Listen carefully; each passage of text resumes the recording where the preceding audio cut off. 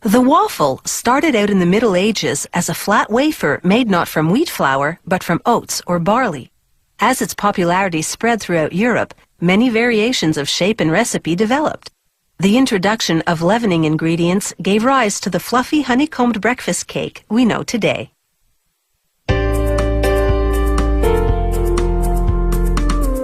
The introduction of frozen waffles in the 1950s marked the dawn of a new era for these breakfast batter cakes.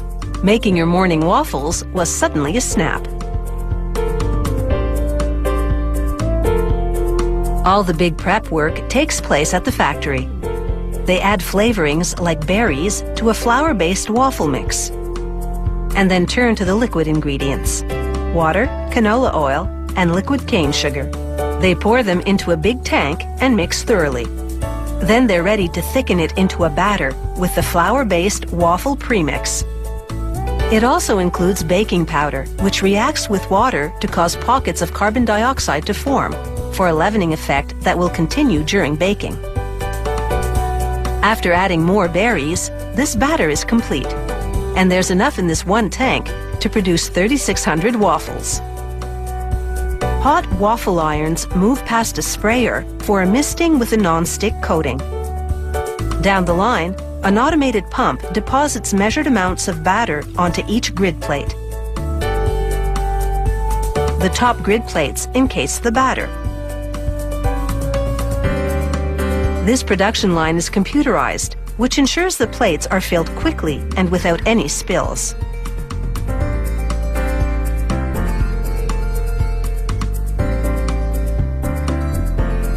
As they move towards the oven, the waffle irons rotate, allowing the batter to reach all the crevices inside. They now move through a long gas oven. It takes about 2 minutes for them to cook.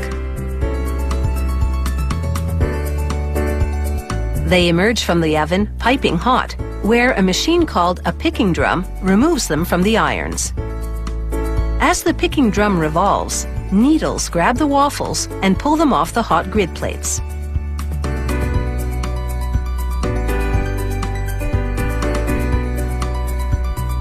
The picking drum transports the waffles up to another level.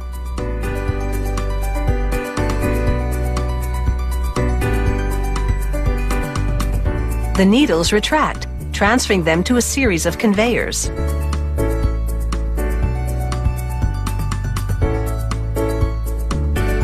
At the other side of the factory, the waffles enter a blast freezer. The temperature inside is -7 degrees Celsius. Fans blow frigid air onto the waffles as they spiral through the freezer. It takes just 20 minutes to freeze and preserve these freshly baked waffles. The frozen waffles now merge into lanes to be sorted for stacking. A kind of trapdoor system releases them 3 at a time to grippers that move them onto a conveyor.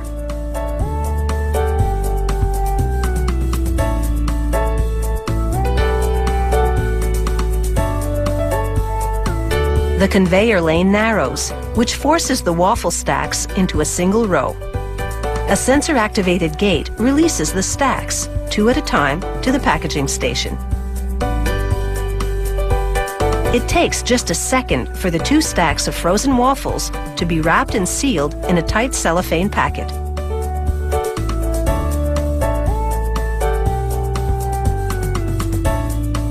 Then it's into a metal detector. To demonstrate how it works, we place a quarter on one of the packages. The system senses it immediately, and a blower blasts the package off the conveyor. Suctioning fingers now pick up the outer paperboard box and open it as they place it on the conveyor. A ram then shoves the wrapped waffles into the box. Incredibly, they churn out more than 8,600 waffles an hour at this factory, catering to different tastes and dietary requirements. And that merits a toast.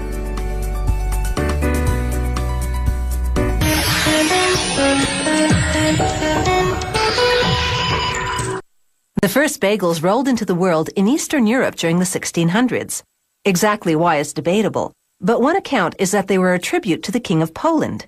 The king was a military hero and a great horseman, so a baker shaped the dough to resemble a stirrup. The Austrian word for stirrup sounds like bagel.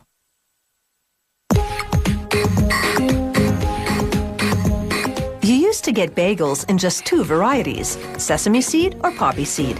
Today they come in a rainbow of flavors, from 9-grain to blueberry to cinnamon raisin to whole wheat sesame. Commercial bakeries make them like this. The first step is to blend all the ingredients in a huge mixer. These include molasses, salt, yeast, flour, sugar, malt flour, ascorbic acid, and enzymes. If needed, workers also add the special flavorings. Raisins or blueberries go in when the mixing's nearly done to avoid pulverizing them. One batch of dough weighs 340 kilograms and makes about 3,200 bagels. They slowly add about 100 liters of water as the ingredients blend for 10 minutes. They monitor the water and air temperatures so that the dough reaches 25.5 degrees Celsius. That's when yeast activates, enabling the dough to rise later on. A worker uses a thermometer to take the dough's temperature. Too warm, and the dough will rise too quickly. Too cold, and the dough won't rise enough. Here, workers cut large chunks of dough for raisin bagels into smaller blocks. They'll put these blocks into a machine called a divider. The machine squeezes the dough through small openings to create 105-gram balls. Each of these balls will become one bagel. The divider also distributes the balls into 4 single files as they emerge from the machine and move along plastic conveyor belts.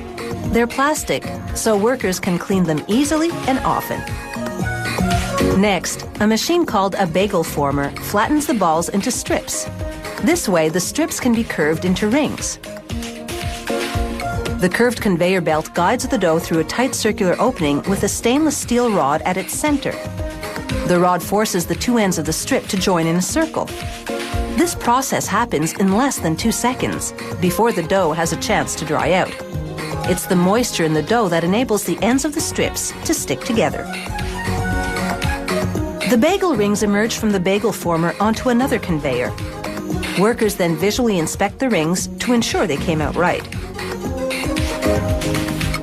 After placing the bagels onto ungreased trays, workers put them in a large room called a proofer for 90 minutes to rise.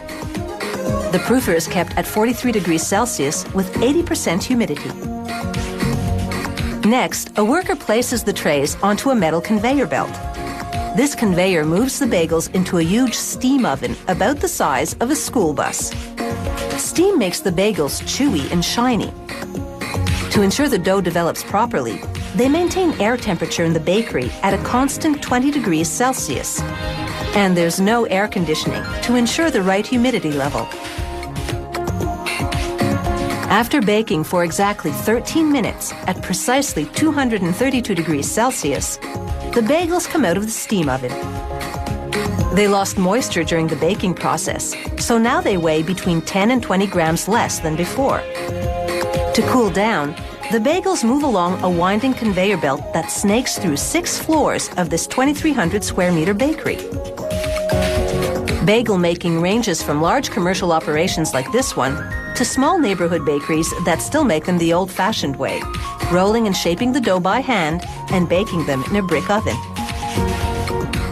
During the 50-minute journey, their temperature drops to about 37 degrees Celsius, cool enough to package in plastic bags later on. Here, a worker inspects the bagels for shape, color, height, and shine. To help the consumer, a machine pre-slices the bagels almost in half. It leaves a portion uncut, so the bagel sections stick together and stay fresh. Next, workers separate the bagels into groups of 6, placing them along another conveyor lined with tiny brushes. These brushes keep the bagels upright as they head off for packaging. A mechanical arm scoops the bagels along, and another blows open the bags and inserts the bagels. This bakery prepares up to 3,000 half-dozen packages an hour for shipping. fast enough to have a fresh bagel land on your breakfast plate as soon as 12 hours later.